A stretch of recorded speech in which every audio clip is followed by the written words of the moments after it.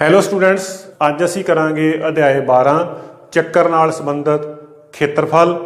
ਜਿਵੇਂ ਕਿ ਤੁਸੀਂ ਪਿਛਲੀਆਂ ਜਮਾਤਾਂ ਦੇ ਵਿੱਚ ਸਰਲ ਸਮਤਲ ਆਕ੍ਰਿਤੀਆਂ ਜਿਵੇਂ ਕਿ ਆਇਤ, ਵਰਗ, ਸਮਾਨੰਤਰ ਚਤੁਰਭੁਜ, ਤ੍ਰੈਭੁਜ, ਚੱਕਰ, ਇਹਨਾਂ ਆਕ੍ਰਿਤੀਆਂ ਦੇ ਖੇਤਰਫਲ ਅਤੇ ਪਰਿਮਾਪ ਪਤਾ ਕਰਨ ਦੀਆਂ ਕੁਝ ਵਿਧੀਆਂ ਸਿੱਖੀਆਂ ਨੇ। ਇਸ ਅਧਿਆਇ ਵਿੱਚ ਅਸੀਂ ਜ਼ਿਆਦਾਤਰ ਚੱਕਰਾਕਾਰ ਆਕ੍ਰਿਤੀਆਂ ਦੀ ਹੀ ਗੱਲ ਕਰਾਂਗੇ, ਕਿਉਂਕਿ ਆਪਾਂ ਆਪਣੇ ਰੋਜ਼ਾਨਾ ਜੀਵਨ ਦੇ ਵਿੱਚ ਬਹੁਤ ਸਾਰੀਆਂ ਵਸਤੂਆਂ ਦੇਖਦੇ ਹਾਂ ਜਿਹੜੀਆਂ ਚੱਕਰਾਕਾਰ ਆਕਾਰ ਨਾਲ ਸੰਬੰਧਿਤ ਹੁੰਦੀਆਂ ਹਨ। ਜਿਵੇਂ ਕਿ ਸਾਈਕਲ ਦਾ ਪਹੀਆ ਹੈ ਸਾਡੇ ਕੋਲ, ਉਸ ਤੋਂ ਬਾਅਦ ਇਹ ਚੱਕਰਾਕਾਰ ਡਿਜ਼ਾਈਨ ਹੈ ਸਾਡੇ ਕੋਲ, ਫਿਰ ਵਾਸ਼ਰ, ਪੀਜ਼ਾ ਜਾਂ ਕੇਕ ਆਦਿ। ਇਹ ਸਾਰੀਆਂ ਆਕ੍ਰਿਤੀਆਂ ਚੱਕਰਾਕਾਰ ਨੇ, ਕਿਉਂਕਿ ਰੋਜ਼ਾਨਾ ਜੀਵਨ ਵਿੱਚ ਇਹਨਾਂ ਨਾਲ ਆਪਾਂ ਰੋਜ਼ਾਨਾ ਰੂਬਰੂ ਹੁੰਦੇ ਹਾਂ। ਇਸ ਕਰਕੇ ਜਿਹੜੀਆਂ ਚੱਕਰਾਕਾਰ ਚਿੱਤਰਾਂ ਦੇ ਪਰਿਮਾਪ ਤੇ ਖੇਤਰਫਲ ਨੂੰ ਪ੍ਰਾਪਤ ਕਰਨ ਦੀਆਂ ਜਿਹੜੀਆਂ ਸਮੱਸਿਆਵਾਂ ਨੇ ਉਹ ਵਿਵਹਾਰਿਕ ਰੂਪ ਵਿੱਚ ਬਹੁਤ ਮਹੱਤਵਪੂਰਨ ਹਨ। ਸੋ ਅੱਜ ਅਸੀਂ ਇਸ ਅਧਿਆਇ ਦੀ 12.1 ਅਭਿਆਸ, ਜਿਹੜੀ ਕਿ ਚੱਕਰ ਦੇ ਖੇਤਰਫਲ ਅਤੇ ਪਰਿਮਾਪ ਜਾਂ ਘੇਰੇ ਨਾਲ ਸੰਬੰਧਿਤ ਹੈ, ਉਹਦੇ ਸਵਾਲ ਅਸੀਂ ਹੱਲ ਕਰਾਂਗੇ। ਹੁਣ ਤੁਸੀਂ ਪਿਛਲੀਆਂ ਜਮਾਤਾਂ ਦੇ ਵਿੱਚ ਚੱਕਰ ਦਾ ਖੇਤਰਫਲ ਪਤਾ ਕਰਨ ਦਾ ਸੂਤਰ ਸਿੱਖਿਆ ਹੈ। ਚੱਕਰ ਦਾ ਖੇਤਰਫਲ ਬਰਾਬਰ ਹੁੰਦਾ ਹੈ ਪਾਈ ਆਰ ਸਕੁਏਅਰ। ਇਸੇ ਤਰ੍ਹਾਂ ਚੱਕਰ ਦਾ ਪਰਿਮਾਪ ਜਾਂ ਘੇਰਾ ਪਤਾ ਕਰਨ ਦਾ ਸੂਤਰ ਹੈ 2 ਪਾਈ ਆਰ। ਹੁਣ ਇਹਦੇ ਵਿੱਚ ਆਰ ਸਾਡੇ ਕੋਲ ਉਸ ਚੱਕਰ ਦਾ ਅਰਧ ਵਿਆਸ ਹੈ ਜਿਸ ਦਾ ਅਸੀਂ ਖੇਤਰਫਲ ਜਾਂ ਪਰਿਮਾਪ ਪਤਾ ਕਰਨਾ ਹੈ, ਤੇ ਪਾਈ ਦੀ ਕੀਮਤ ਸਾਨੂੰ ਪਤਾ ਹੈ ਜਾਂ 22/7 ਹੁੰਦੀ ਹੈ, ਜਾਂ ਦਸ਼ਮਲਾ ਦੇ ਵਿੱਚ ਅਸੀਂ 2 ਦਸ਼ਮਲਾ ਸਥਾਨਾਂ ਤੱਕ ਇਹਦੀ ਕੀਮਤ ਲੈਂਦੇ ਹਾਂ 3.14। ਅਭਿਆਸ 12.1 ਦਾ ਜਿਹੜਾ ਪਹਿਲਾ ਸਵਾਲ ਹੈ ਉਹ ਸਾਡੇ ਕੋਲ ਕੀ ਹੈ? 2 ਚੱਕਰਾਂ ਦੇ ਅਰਧ ਵਿਆਸ ਕ੍ਰਮਵਾਰ 19 ਸੈਂਟੀਮੀਟਰ ਅਤੇ 9 ਸੈਂਟੀਮੀਟਰ ਹਨ। ਉਸ ਚੱਕਰ ਦਾ ਅਰਧ ਵਿਆਸ ਪਤਾ ਕਰੋ ਜਿਸ ਦਾ ਘੇਰਾ ਇਹਨਾਂ ਦੋਨਾਂ ਚੱਕਰਾਂ ਦੇ ਘੇਰਿਆਂ ਦੇ ਜੋੜ ਦੇ ਬਰਾਬਰ ਹੈ। ਹੁਣ ਸਾਡੇ ਕੋਲ ਦਿੱਤਾ ਕੀ ਹੋਇਆ? 2 ਚੱਕਰ ਜਿਨ੍ਹਾਂ ਦੇ ਅਰਧ ਵਿਆਸ ਸਾਨੂੰ ਦਿੱਤੇ ਹੋਏ ਆ। ਅਰਧ ਵਿਆਸ ਕਿਉਂਕਿ ਵੱਖ-ਵੱਖ ਹਨ, ਇਸ ਕਰਕੇ ਅਸੀਂ ਪਹਿਲੇ ਚੱਕਰ ਦਾ ਅਰਧ ਵਿਆਸ ਮੰਨ ਲਾਂਗੇ।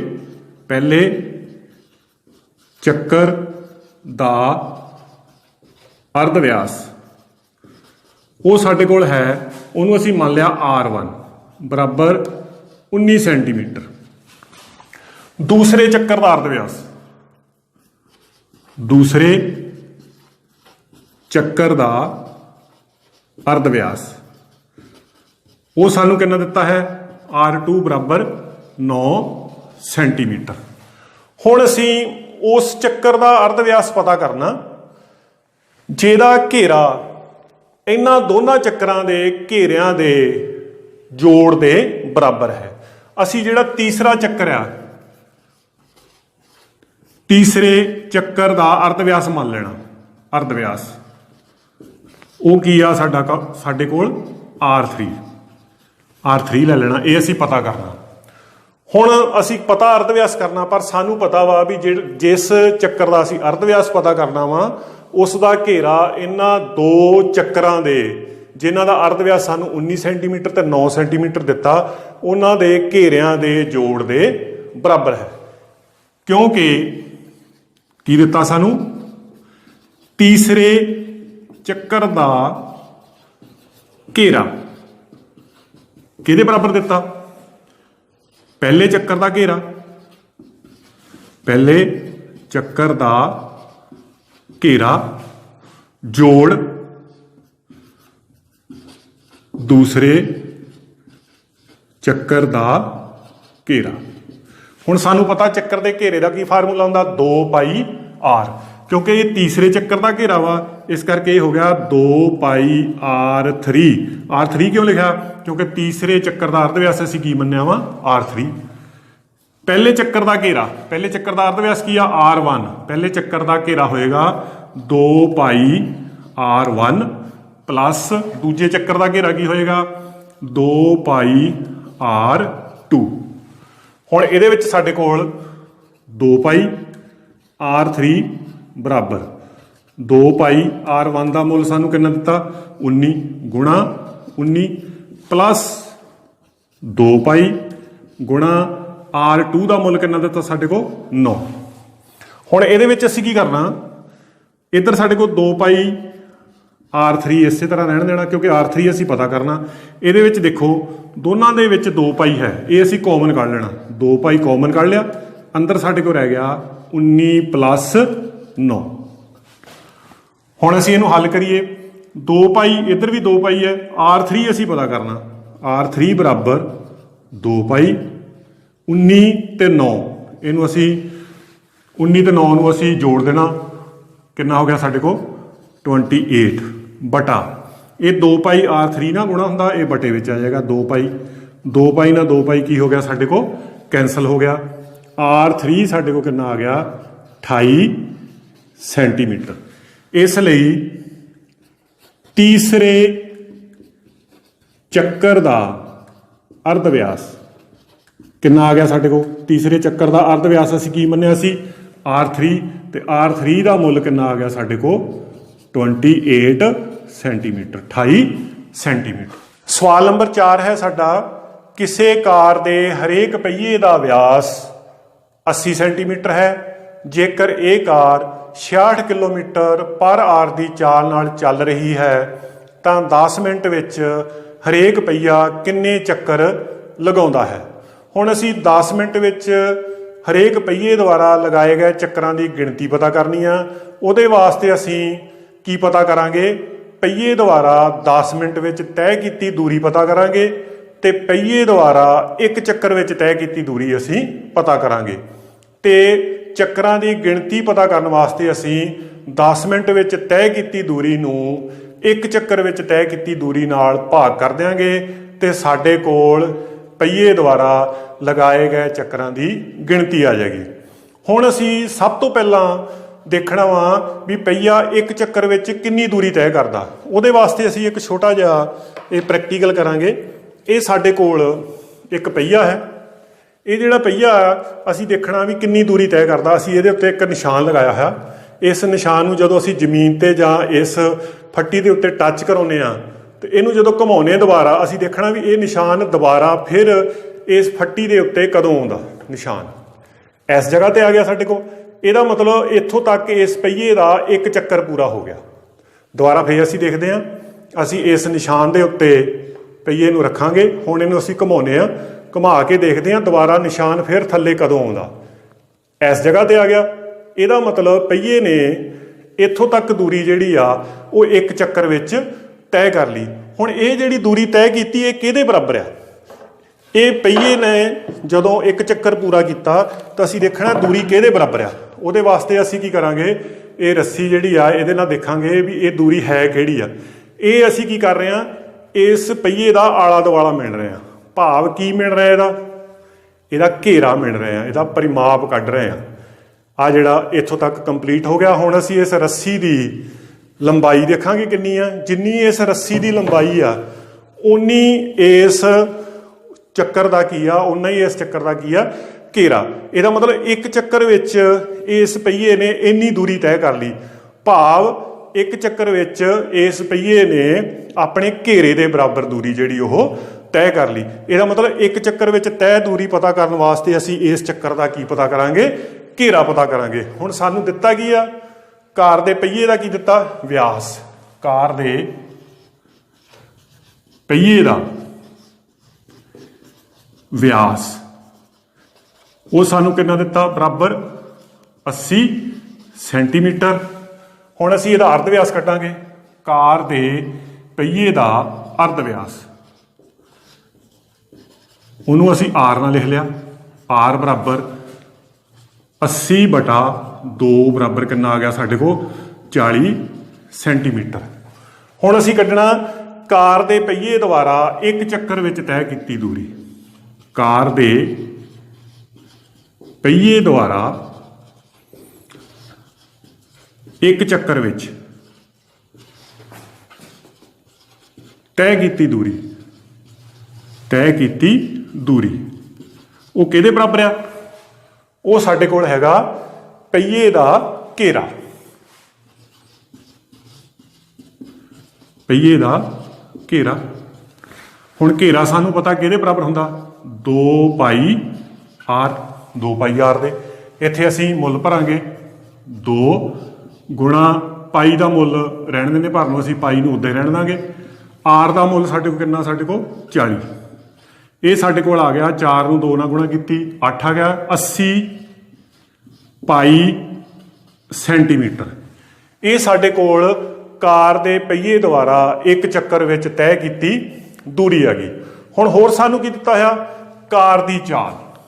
ਕੀ ਦਿੱਤਾ ਸਾਨੂੰ, ਕਾਰ ਦੀ ਚਾਲ ਬਰਾਬਰ ਕਿੰਨੀ ਦਿੱਤੀ ਆ ਕਾਰ ਦੀ ਚਾਲ, 66 ਕਿਲੋਮੀਟਰ ਪਰ ਆਰ। ਭਾਵ 1 ਘੰਟੇ ਵਿੱਚ ਜਿਹੜੀ ਕਾਰ ਆ ਉਹ 66 ਕਿਲੋਮੀਟਰ ਦੀ ਦੂਰੀ ਤੈਅ ਕਰਦੀ ਆ।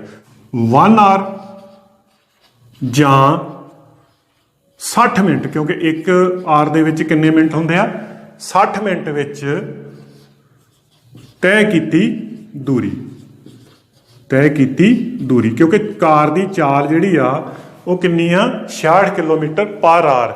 ਇਹਦਾ ਮਤਲਬ 1 ਆਰ ਦੇ ਵਿੱਚ ਉਹ 66 ਕਿਲੋਮੀਟਰ ਦੂਰੀ ਤੈਅ ਕਰ ਲੈਂਦੀ ਆ, 66 ਕਿਲੋਮੀਟਰ। ਪਰ ਅਸੀਂ ਕਿੰਨੇ ਮਿੰਟ 'ਚ ਕੱਢਣੀ ਆ, ਅਸੀਂ 10 ਮਿੰਟ ਵਿੱਚ ਤੈਅ ਕੀਤੀ ਦੂਰੀ ਪਤਾ ਕਰਨੀ ਆ। ਇਹਦੇ ਵਾਸਤੇ ਅਸੀਂ 1 ਮਿੰਟ ਵਿੱਚ ਤੈਅ ਕੀਤੀ ਦੂਰੀ ਪਤਾ ਕਰਾਂਗੇ। ਪਹਿਲੋਂ ਤੈਅ ਕੀਤੀ ਦੂਰੀ ਬਰਾਬਰ ਇਹ ਕਿੰਨਾ ਆ ਜਾਏਗਾ, 66/60 ਕਿਲੋਮੀਟਰ। ਤੇ ਅਸੀਂ ਕਿੰਨੇ ਮਿੰਟ 'ਚ ਕੱਢਣੀ ਆ, 10 ਮਿੰਟ ਵਿੱਚ ਤੈਅ ਕੀਤੀ ਦੂਰੀ ਬਰਾਬਰ 66/60 ਗੁਣਾ 10। ਇਹ ਸਾਡੇ ਕੋਲ ਕਿੰਨਾ ਆ ਜਾਏਗਾ, ਇਹ 0 ਨਾਲ 0 ਕੈਂਸਲ ਹੋ ਗਈ, 11 ਛੀਕ 66। ਇਹਦਾ ਮਤਲਬ 11 ਕਿਲੋਮੀਟਰ। ਹੁਣ ਜਿਹੜੀ ਦੂਰੀ ਅਸੀਂ ਇੱਕ ਚੱਕਰ ਵਿੱਚ ਪਤਾ ਕੀਤੀ ਆ ਉਹ ਸਾਡੀ ਸੈਂਟੀਮੀਟਰ ਵਿੱਚ ਆ। ਜਿਹੜੀ 10 ਮਿੰਟ ਵਿੱਚ ਅਸੀਂ ਦੂਰੀ ਪਤਾ ਕੀਤੀ ਆ ਉਹ ਕਿੰਨੀ ਆ, 11 ਕਿਲੋਮੀਟਰ।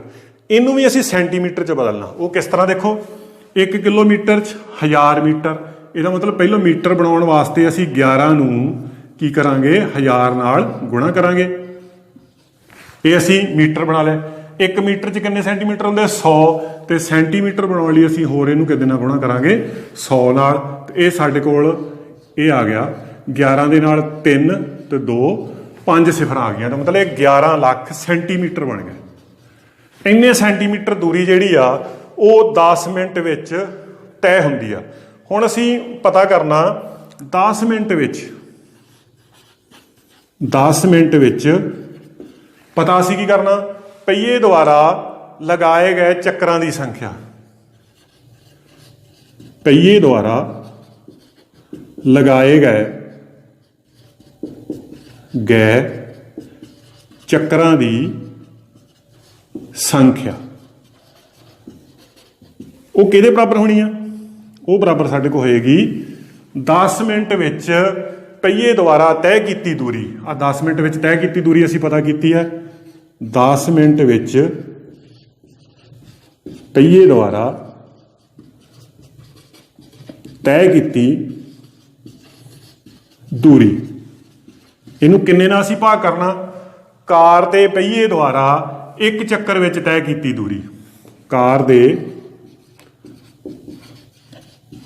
ਪਹੀਏ ਦੁਆਰਾ ਇੱਕ ਚੱਕਰ ਵਿੱਚ ਤੈਅ ਕੀਤੀ ਦੂਰੀ ਨਾਲ ਅਸੀਂ ਕੀ ਕਰ ਦੇਣਾ, ਭਾਗ ਕਰ ਦੇਣਾ। ਤੈਅ ਕੀਤੀ ਦੂਰੀ। ਹੁਣ ਇਹ ਅਸੀਂ ਕਰੀਏ 10 ਮਿੰਟ ਵਿੱਚ ਤੈਅ ਕੀਤੀ ਦੂਰੀ ਕਿੰਨੀ ਆ, 11 ਲੱਖ ਸੈਂਟੀਮੀਟਰ। ਇਹਨੂੰ ਅਸੀਂ ਭਾਗ ਕਰਨਾ, ਕਾਰ ਦੇ ਪਹੀਏ ਦੁਆਰਾ ਇੱਕ ਚੱਕਰ ਵਿੱਚ ਤੈਅ ਕੀਤੀ ਦੂਰੀ ਉਹ ਅਸੀਂ ਕਿੰਨੀ ਕੱਢੀ ਆ, 80 ਪਾਈ। ਇਹ ਆ ਗਿਆ ਸਾਡੇ ਕੋਲ 80 ਪਾਈ। ਹੁਣ ਇਹਨੂੰ ਹੱਲ ਕਰੀਏ ਅਸੀਂ। ਹੱਲ ਕਿੱਦਾਂ ਕਰਨਾ, ਉੱਪਰ 11 ਲੱਖ ਸਾਡੇ ਕੋਲ ਆ ਗਿਆ, 5 ਸਿਫਰਾਂ ਦੇ ਨਾਲ 11 ਦੇ 80 ਪਾਈ ਦਾ ਮੁੱਲ ਕਿੰਨਾ, 22/7। ਅਗਲੇ ਸਟੈਪ ਦੇ ਵਿੱਚ ਅਸੀਂ ਕੀ ਕਰਨਾ, 11 ਲੱਖ ਆ ਗਿਆ ਸਾਡੇ ਕੋਲ, 80 ਥੱਲੇ ਸਾਡੇ ਕੋਲ 22, ਇਹ ਜਿਹੜਾ 7 ਹੈ ਉੱਪਰ ਜਾ ਕੇ ਕੀ ਹੋ ਜਾਏਗਾ, ਗੁਣਾ ਹੋ ਜਾਏਗਾ। ਹੁਣ ਅਸੀਂ ਇਹਨੂੰ ਕੱਟ ਦਿਆਂਗੇ। ਜਦੋਂ ਕੱਟਾਂਗੇ ਸਾਡੇ ਕੋਲ ਤੇ ਇਹ 11 ਏਕਮ 11 ਨਾਲ 5 ਸਿਫਰਾਂ, 11 ਦੂਣਾ 22। ਇਹ ਸਾਡੇ ਕੋਲ 0 ਜਿਹੜੀ ਆ ਉਹ ਕੀ ਹੋ ਗਈ ਆ, ਕੈਂਸਲ ਹੋ ਗਈ।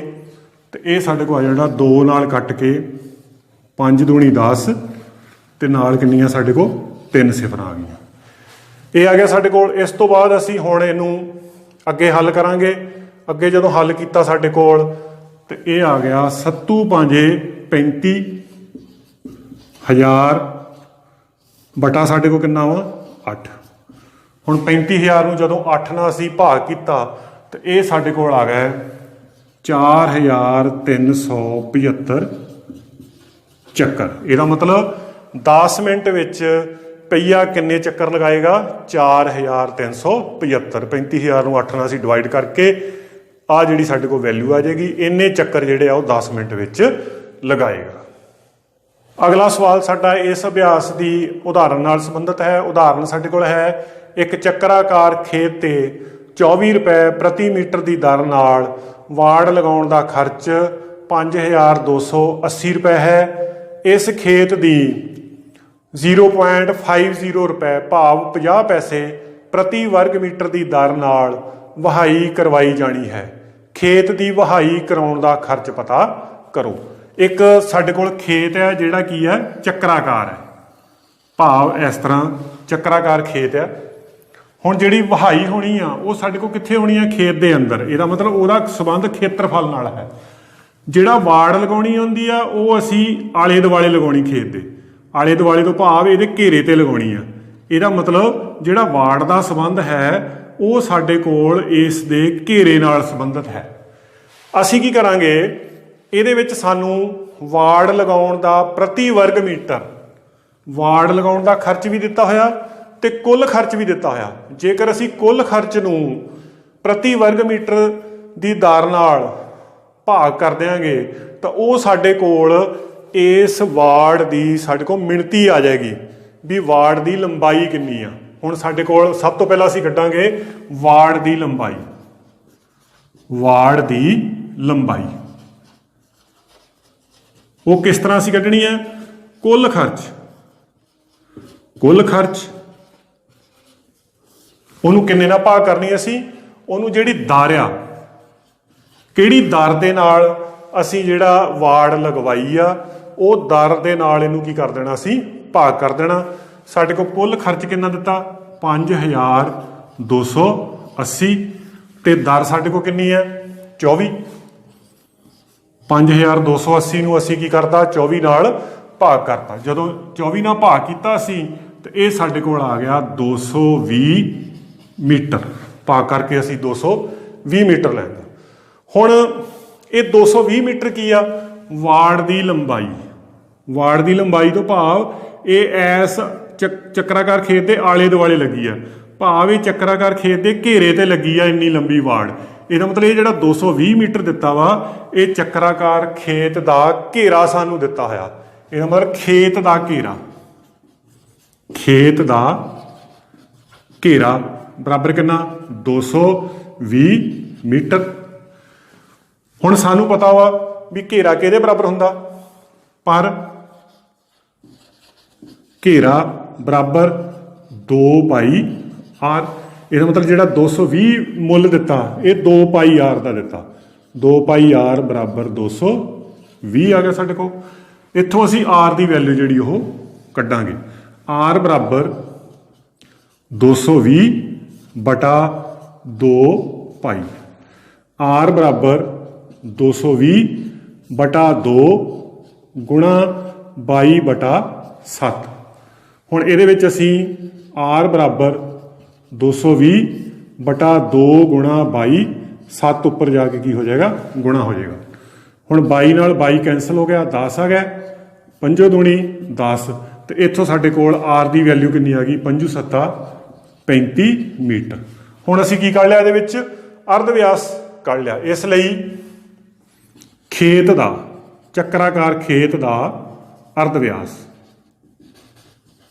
ਅਰਧ ਵਿਆਸ ਜਿਹਨੂੰ ਅਸੀਂ ਕਾਹਦੇ ਨਾਲ ਲਿਖਿਆ, r ਨਾਲ, ਉਹ ਬਰਾਬਰ ਕਿੰਨਾ ਆ ਗਿਆ ਸਾਡਾ, 35 ਮੀਟਰ ਆ ਗਿਆ।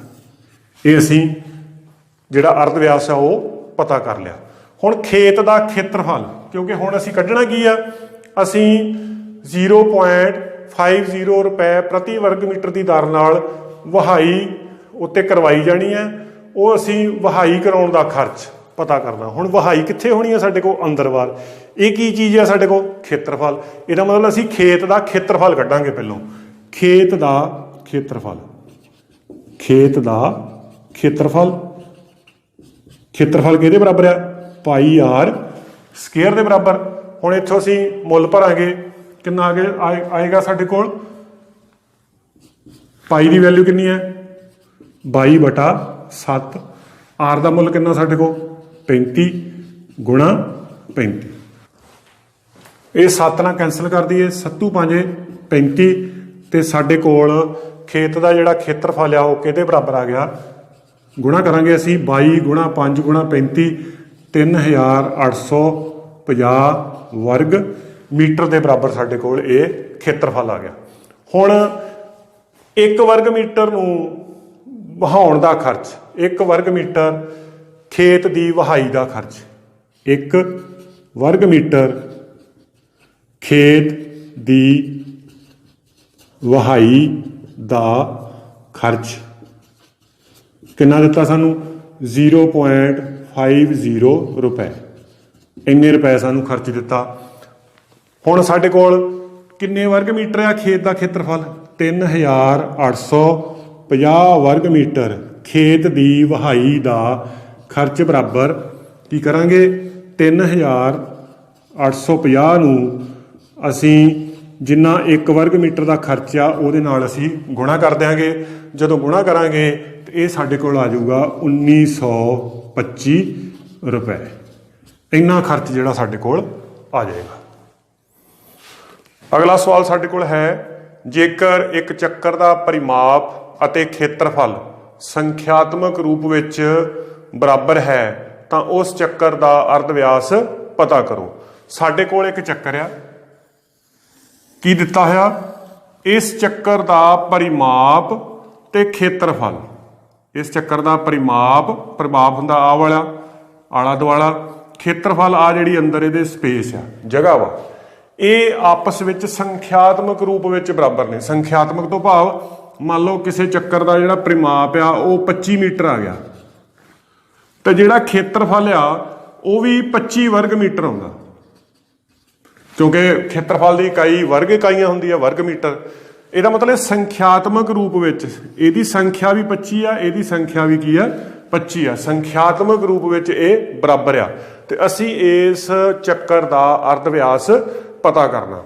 ਹੁਣ ਇਹਦੇ ਵਿੱਚ ਅਸੀਂ ਕੀ ਕਰਨਾ? ਸਭ ਤੋਂ ਪਹਿਲਾਂ ਇਹ ਜਿਹੜਾ ਚੱਕਰ ਆ ਇਹਦਾ ਅਰਧ ਵਿਆਸ ਅਸੀਂ ਮੰਨ ਲੈਣਾ। ਮੰਨਿਆ ਚੱਕਰ ਦਾ ਅਰਧ ਵਿਆਸ, ਮੰਨਿਆ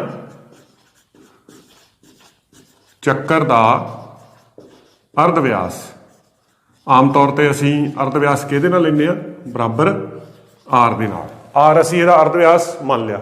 ਜੇ ਅਰਧ ਵਿਆਸ ਆ ਰਿਹਾ ਤਾਂ ਆਪਾਂ ਇੱਥੋਂ ਇਹਦਾ ਪਰਿਮਾਪ ਜਾਂ ਕਹਿ ਲਓ ਘੇਰਾ ਜਿਹੜਾ ਉਹ ਆਪਾਂ ਕੱਢ ਸਕਦੇ ਹਾਂ। ਇਸ ਲਈ ਚੱਕਰ ਦਾ ਪਰਿਮਾਪ ਬਰਾਬਰ, ਜਿਸ ਚੱਕਰ ਦਾ ਅਰਧ ਵਿਆਸ ਆ ਰਿਹਾ ਤਾਂ ਉਹਦਾ ਪਰਿਮਾਪ ਹੋਏਗਾ 2πr।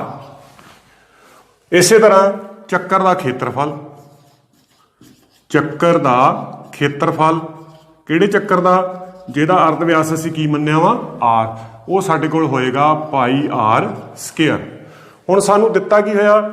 ਇਹ ਦੋਨੇ ਪਰਿਮਾਪ ਤੇ ਖੇਤਰਫਲ ਸੰਖਿਆਤਮਕ ਰੂਪ ਵਿੱਚ ਬਰਾਬਰ ਹਨ, ਕਿਉਂਕਿ ਚੱਕਰ ਦਾ ਪਰਿਮਾਪ ਕਿਹਦੇ ਬਰਾਬਰ ਦਿੱਤਾ? ਬਰਾਬਰ ਚੱਕਰ ਦਾ ਖੇਤਰਫਲ। ਜਦੋਂ ਅਸੀਂ ਆ ਫਾਰਮੂਲੇ ਵਿੱਚ ਮੁੱਲ ਭਰਦੇ ਆ ਤੇ ਇੱਕ ਸੰਖਿਆ ਆਉਂਦੀ ਆ। ਇਸੇ ਤਰ੍ਹਾਂ ਇਸ ਫਾਰਮੂਲੇ ਦੇ ਵਿੱਚ ਮੁੱਲ ਭਰਾਂਗੇ ਤੇ ਇੱਕ ਸੰਖਿਆ ਆਏਗੀ। ਉਹ ਦੋਨੇ ਸੰਖਿਆਵਾਂ ਆਪਸ ਵਿੱਚ ਕੀ ਹੋਣਗੀਆਂ? ਬਰਾਬਰ। ਇਹਦਾ ਮਤਲਬ ਜਿਹੜਾ 2πr ਦਾ ਮੁੱਲ ਆ ਉਹ πr² ਦੇ ਮੁੱਲ ਦੇ ਬਰਾਬਰ ਆ ਜਾਂਦਾ। ਹੁਣ ਇੱਥੋਂ ਅਸੀਂ ਕੀ ਕਰਨਾ? ਇਹ ਸਾਡੇ ਕੋਲ ਹੈ 2πr ਬਰਾਬਰ ਪਾਈ, ਜਿਹੜਾ r² ਆ ਇਹਨੂੰ ਮੈਂ ਕੀ ਲਿਖ ਸਕਦਾ? r ਗੁਣਾ r। ਦੋਨੇ ਪਾਸੇ ਜਦੋਂ ਰਕਮਾਂ ਬਰਾਬਰ ਹੋਣ ਤਾਂ ਉਹਨਾਂ ਨੂੰ ਆਪਾਂ ਕੈਂਸਲ ਕਰ ਸਕਦੇ ਹਾਂ। ਜਿਸ ਤਰ੍ਹਾਂ ਸਾਡੇ ਕੋਲ ਪਾਈ ਦੇ ਨਾਲ ਕੀ ਹੋ ਗਿਆ? ਪਾਈ ਕੈਂਸਲ ਹੋ ਗਿਆ। ਆਰ ਦੇ ਨਾਲ ਆਰ ਕੈਂਸਲ ਹੋ ਗਿਆ। ਇੱਧਰ ਕੀ ਰਹਿ ਗਿਆ ਸਾਡੇ ਕੋਲ 2, ਉਧਰ ਸਾਡੇ ਕੋਲ ਕੀ ਆ ਆਰ, ਇੱਥੋਂ ਸਾਡੇ ਕੋਲ ਕੀ ਆ ਗਿਆ, ਇਹਦਾ ਮਤਲਬ ਆਰ ਦੀ ਕੀਮਤ ਕਿੰਨੀ ਆ ਗਈ ਸਾਡੇ ਕੋਲ 2, ਤੇ ਆਰ ਅਸੀਂ ਕੀ ਮੰਨਿਆ ਵਾ ਚੱਕਰ ਦਾ ਅਰਧ ਵਿਆਸ, ਇਸ ਲਈ ਚੱਕਰ ਦਾ ਅਰਧ ਵਿਆਸ ਬਰਾਬਰ 2 ਇਕਾਈਆਂ। ਇਹਦਾ ਮਤਲਬ ਇਸ ਸਵਾਲ ਦੇ ਵਿੱਚ ਜਿਹੜੀਆਂ ਸਾਡੇ ਕੋਲ ਆਪਸ਼ਨਸ 4 ਦਿੱਤੀਆਂ ਹੋਈਆਂ ਨੇ, ਜਿਨ੍ਹਾਂ ਚੋਂ ਅਸੀਂ ਚੋਣ ਕਰਨੀ ਆ ਸਹੀ ਉੱਤਰ ਕਿਹੜਾ ਵਾ, ਤਾਂ ਉਹਦੇ ਵਿੱਚ ਜਿਹੜਾ A ਆਨਸਰ ਆ 2 ਇਕਾਈਆਂ, ਉਹ ਇਸ ਸਵਾਲ ਦਾ ਸਹੀ ਜਵਾਬ ਹੈ। ਇਸ ਅਭਿਆਸ ਦਾ ਸਵਾਲ ਨੰਬਰ 2 ਹੁਣ ਤੁਸੀਂ ਆਪਣੇ ਆਪ ਕਰਕੇ ਦੇਖਣਾ। ਅਗਲੇ ਲੈਕਚਰ ਵਿੱਚ ਅਸੀਂ ਅਗਲੀ ਅਭਿਆਸ ਦੀ ਰਿਵੀਜ਼ਨ ਕਰਾਂਗੇ। ਥੈਂਕ ਯੂ ਜੀ।